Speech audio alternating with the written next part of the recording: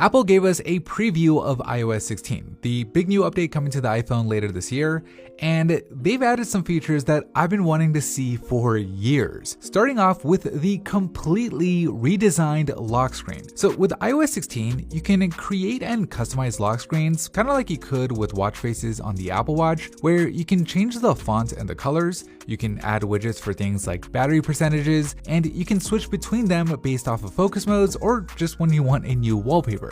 And speaking of wallpapers, the new ones are next level. I really like this new astronomy collection, since not only does it have the moon and the earth, with the earth actually changing based off of your location and the time of day, but it also has this sweet animation every time you unlock the phone. But that's not the only smart wallpaper that Apple added. There's also one called Photo Shuffle, where just like the name implies, you can have the wallpaper cycle through your different photos, either every day, every hour, or even every time you lock and unlock your phone. And what's nice about the new lock screen is notifications no longer block your nice wallpaper like they did before. They're now bundled at the bottom, with them only coming up once you click on them, which not only looks cleaner, but they're also easier to reach. Now, the last new feature with the lock screen is something Apple is calling live activities, where certain things that you want to keep tabs on, like sports scores or the status of a DoorDash order, can show up right there on your lock screen, so that way you don't have to unlock your phone and jump into the app every time you want an update. It'll just be right there,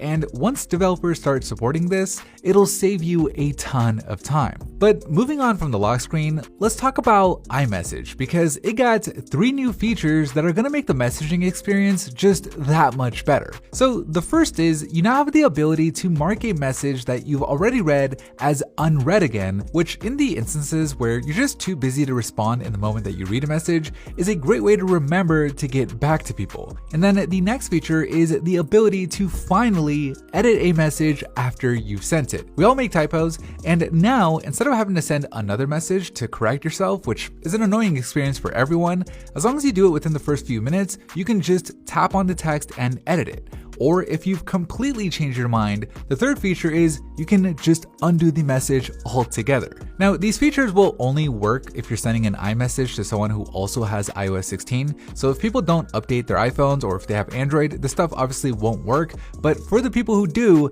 it's going to be awesome. Now, in addition to iMessage, the email app also got some improvements, with the ability to undo a send shortly after you send an email, and the ability to schedule emails to a later date. This is something that third-party email clients have had for a while now, so it's nice to see it finally make its way to the stock email app too. Alright, the next big improvement in iOS 16 has to do with input, both with the keyboard and with using your voice. So with the keyboard, for the first time ever, you can turn on haptic feedback, where you get this nice and subtle little vibration when pressing on the keys. In fact, it's not even so much of a vibration as it is a tap, and it's not overbearing at all. It actually feels really natural. And what's great is that you can now use the keyboard even while you're doing a voice dictation. Before, anytime you try to do a voice dictation, the keyboard would just go away, but now you can continue to speak, type out a few words with the keyboard, and then continue speaking again, all without having to interrupt the process. It's actually really useful,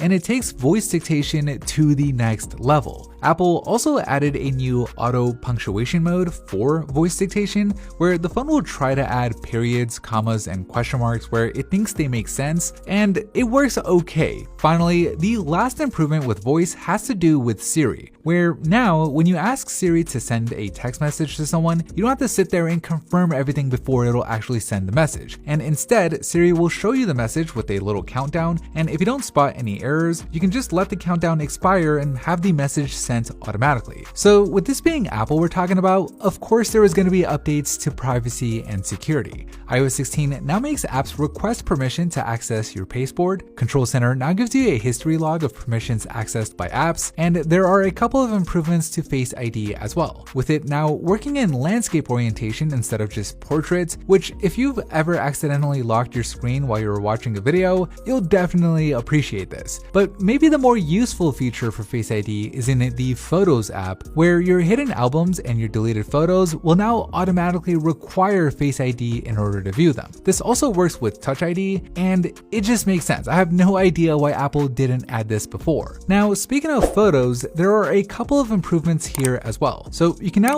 batch copy and apply photo edits. You can copy text from your video, so not just from your photos anymore. And with visual lookup, you can even cut out the subjects from your photos by dragging and dropping them into whatever app you want. It's actually pretty cool. There's a whole bunch of other little features that Apple added with iOS 16. Things like multi-stop routing in Maps, a redesigned home app, shared tab groups in Safari, safety checks for victims of domestic abuse, key sharing in wallets, improvements to CarPlay for newer cars, and a fitness app made specifically for the iPhone instead of just one for Apple Watches. So a lot of new stuff, way more than we can cover in this quick video, but I think we covered most of the big ones.